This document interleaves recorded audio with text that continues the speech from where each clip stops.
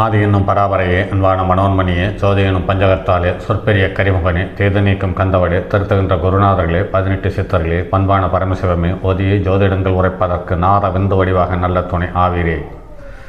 உலகில் உள்ள தமிழ் பேசும் அனைத்து நாள் உள்ளங்களுக்கும் மற்றும் ஜோதிட சார்ந்தவர்களுக்கும் மூத்தவர்களுக்கும் ஆர்வலர்களுக்கும் மற்றும் இந்த காணொலியை காணும் உங்களுக்கும் ஆஸ்ட்ரோராஜின் இனிய நாள் வணக்கங்கள். ஜோதிடம் ஒரு அற்புதமான கலை. இந்த கலையை நாம் படித்து உணர்ந்து குருமார்களின் துணையோடு, அவர்களுடைய ஆசீர்வாதத்தோடு, தாய் தந்தையின் ஆசீர்வாதத்தோடு இதை கற்க முற்பட்டு உணரும் அளவிற்கு கற்க வேண்டுமானால் முதலில் படிப்பதோடு நிறுத்தி கொண்டு விட வேண்டாம். அதற்கு உங்கள் இரத்த சம்பந்தப்பட்ட உறவுகளிலிருந்து ஒரு 50 ஜாதகத்தை தேர்ந்தெடுத்து கொள்ளுங்கள். இந்த 50 ஜாதகத்தையும் அடிக்கடி கண்ணில் படுமாறு பயன்படுத்துங்கள். ஒரு காலகட்டத்தில் இந்த 50 உறவுகளும் உங்களுக்கு சொல்லித்தராத ஒன்றை இந்த உலகத்தில் உள்ள அல்லது இந்த பிரபஞ்சத்தில் உள்ள எந்த சக்தியாலும் சொல்லித்தர முடியாது.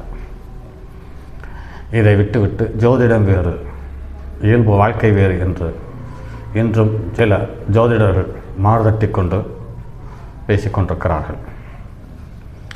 ஒரு ஜாதகத்தில் சனி ராகு சேர்ந்திருந்தால் அவரது கால் எப்படி இருக்கிறது என்று பாருங்கள், அவருடைய சித்தப்பா எப்படி இருக்கிறார் என்று பாருங்கள், உங்களிடம் வேலை செய்யும் வேலையாட்கள் எப்படி இருக்கிறார்கள் என்று பாருங்கள். அப்படித்தான் இருக்கும். ராகு சனி தொடர்பு இருக்கும் பட்சத்தில், இந்த ராகு சனி தொடர்பு இருக்கும் பட்சத்தில் இப்படிப்பட்ட காரகத்துவங்கள் கண்டிப்பாக வழக்கத்துக்கு விரோதமானதாக இருப்பதற்கான வாய்ப்பு இருக்குது. அல்லது வழக்கத்துக்கு விரோதமான நிலை, உணர்வுகள், புத்திகள், செயல்பாடுகள், நடவடிக்கைகள் அனைத்தும் அப்படித்தான் இருக்கும் என்பதில் மாற்று கருத்தில்லை. அந்த வகையில் ஒவ்வொரு கிரகமும் ராகுவோடு சேரும் பொழுது ஒரு தனித்தன்மையையும், ராகு போது சேராத இருக்கும் பொழுது ஒரு இயல்பான அதற்கான தனித்தன்மையோடு விளங்குகிறது என்பதில் மாற்று கருத்தில்லை. அந்த வகையில் 12 ராசிகளிலும், அதாவது 12 பாவங்களிலும் ராகு நின்ற நிலை சார்ந்த தகவலை தொடர் காணொளிகளாக கொடுத்து வருகிறோம். அந்த வரிசையில் இன்று 12வது காணொளி சேஷ நாக கால சர்ப்ப யோகம் என்று சொல்லப்பட்டிருக்கிறது. இந்த 12ஆம் இடத்தில் இருக்கக்கூடிய ராகு தன்னுடைய அற்பசுகத்துக்காகவும் நமது மறைமுக லாபத்திற்காகவும் கண்ணில் படக்கூடியதை அனைத்தும் அனுபவிக்க துடிக்கும் மனோபக்குவத்தாலும் நம்முடைய அசாத்திய முரட்டுத்தனத்தால் மற்றவங்களை கட்டுப்பாட்டுக்குள் வைத்திருப்பதாலும் அல்லது காயம் ஏற்படுத்தியிருப்பதாலும் ஒருவருக்கு நோய்கள், கடன்கள், சிரமங்கள் ஏற்பட காரணமாக இருந்தாலோ, அதே சமயத்தில் உணவு சார்ந்த விஷயத்தில் கலப்படங்கள், துரோகங்கள், நம்பிக்கை துரோகங்கள், லாபத்திற்காக எப்படி வேண்டுமானாலும் வியாபாரம் செய்யும் தன்மை, இது போன்ற முக்கிய விஷயங்களில் ஈடுபட்டதன் விளைவாகவே லக்கினத்துக்கு 12ஆம் இடத்தில் ராகு அமர்ந்து தொந்தரவு செய்கிறது என்பது சொல்லப்பட்டிருக்கிறது. நடைமுறையில் போன ஜென்மம், இதற்கு முன் ஜென்மம், இவரது தந்தையின் தாத்தா போன்ற விஷயங்களை அப்படியே லேசாக அவர்களுடைய உரசி பார்த்து அதனுடைய தகவல்களை கேட்டோமானால் அந்த தகவல்களுக்கும் தந்தை வழி தாத்தாவினுடைய தகவல்களுக்கும் லக்கினத்துக்கு 12 பாவங்களில் நின்ற ராகுவனுடைய தகவல்களுக்கும் மேக்சிமம் ஒத்துப்போவது என்பது சற்று ஆச்சரியத்திலும் ஆச்சரியம். சரி, இப்படி 12ஆம் இடம் சம்பந்தப்பட்ட காரகத்துவங்களுக்கு நம் பாதகம் சார்ந்த நிகழ்ச்சிகளையோ அல்லது நிகழ்வுகளையோ செய்திருக்கும் பட்சத்தில், இல்லை நமக்கு பிறக்கக்கூடிய அல்லது நம்முடைய ஜாதகத்தில் 12ஆம் இடத்தில் ராகு இருந்து அதனுடைய காலக்கணக்கை நேர் செய்யும் விதமாக பலன்களை அள்ளி தந்து விடுகிறது என்பது நடைமுறையில் காண முடிகிறது. சரி, அதனுடைய பாதிப்புகள் என்று பார்க்கும் பொழுது, வயிற்றில் நோய் ஏற்படுவதன் காரணமாக நோயை கண்டறிவதற்குள் போதும் என்றாகிவிடுகிறது. தனது உரிமையை நிலைநாட்ட கடுமையாக போராட வேண்டியிருக்கிறது. சிறு பிரச்சனைகளுக்கு கூட பெரியதாக மெனக்கெட்டு போராட வேண்டிய சூழ்நிலை தந்தது. அனைத்தையும் கட்டாயத்தின் பேரில் பெற வேண்டியிருக்கும். உறவுகளாகட்டும், பணமாகட்டும், பாசமாகட்டும், ஆறுதலாகட்டும், இவை அனைத்தையுமே கட்டாயப்படுத்தி பெறுவதற்கான சந்தர்ப்ப சூழ்நிலை உண்டு பண்ணுகிறது.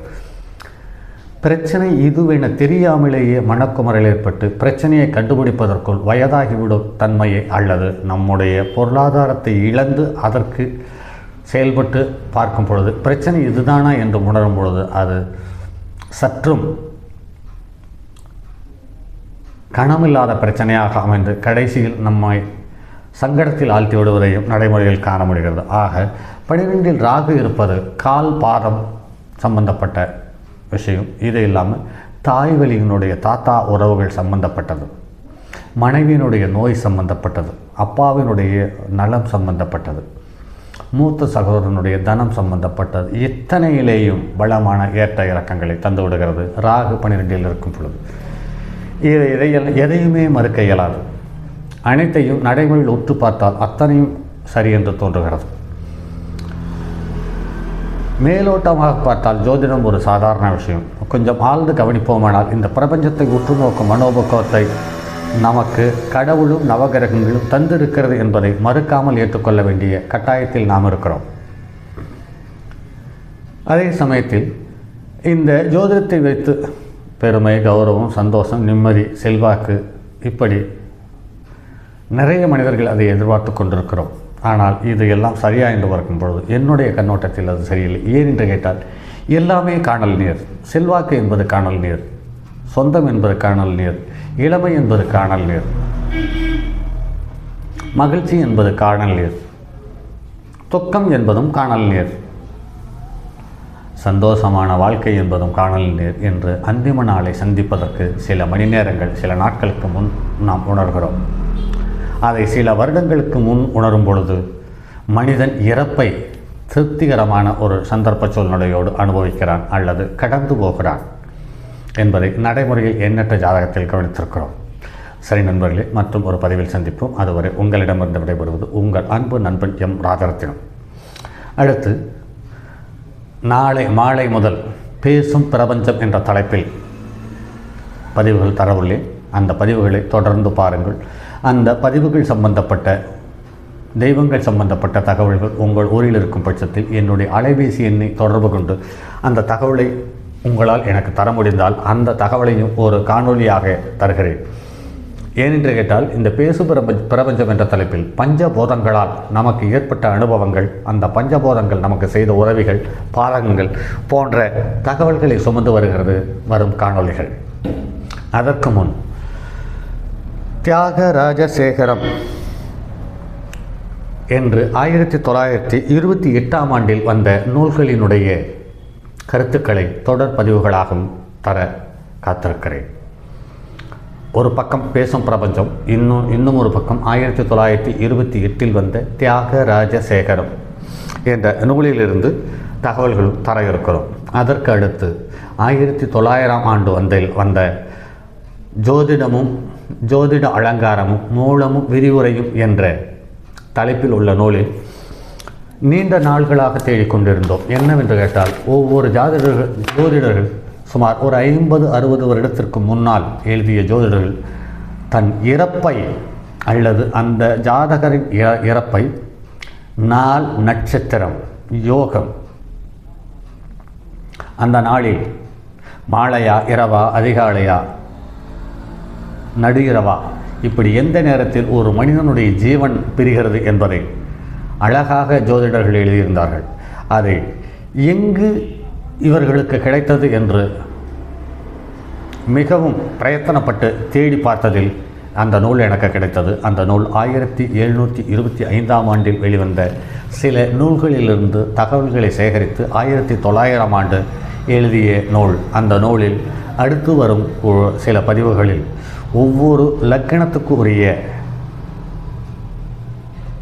அந்திம காலம் அல்லது மாரக காலம், எந்த நாளில், எந்த மாதத்தில், எந்த நட்சத்திரத்தில், எந்த திதியில் ஏற்படுகின்றன என்ற தகவலை அந்த நூலில் இருக்கிறது. அந்த நூல்களிலிருந்து குறிப்பெடுத்து வரக்கூடிய பதிவுகளில் உங்களுக்கும் தர காத்திருக்கிறேன். அடுத்து அந்த மாதிரி பதிவுகளில் உங்களுக்கு ஏற்பட்ட அனுபவங்கள், அப்படி ஒரு ஜாதகத்தில் குறிப்பிட்டிருந்து அந்த ஜாதகர் இந்த நூலில் சொல்லப்பட்ட விதிகளுக்கு இசைந்து அந்த மரணத்தை சந்தித்த ஜாதகங்கள் ஏதாவது இருக்கும் பட்சத்தில் அதை எனக்கு கொடுத்து உதவுங்கள். சரி நண்பர்களே, மற்றும் ஒரு பதிவில் சந்திப்போம். அதுவரை உங்களிடமிருந்து விடைபெறுவது உங்கள் அன்பு நண்பன் எம் ராஜரத்தினம். என்னுடைய அலைபேசி எண் 978897299999 மற்றும் ஒரு எண் 9791399649. தங்கமான் மழுவோடேந்தி தன்மதி தலையில் கொண்டோர் மங்கையர் பதிக்கு சொன்ன மாமொழி ஜோதிடத்தை இங்கு யாம் உரைப்பதற்கோர் ஏமை என்னும் பேழை வராமற்காக்க செங்கன் மால்மருகன் யானைச்சரன் பதம் காப்பதாமே.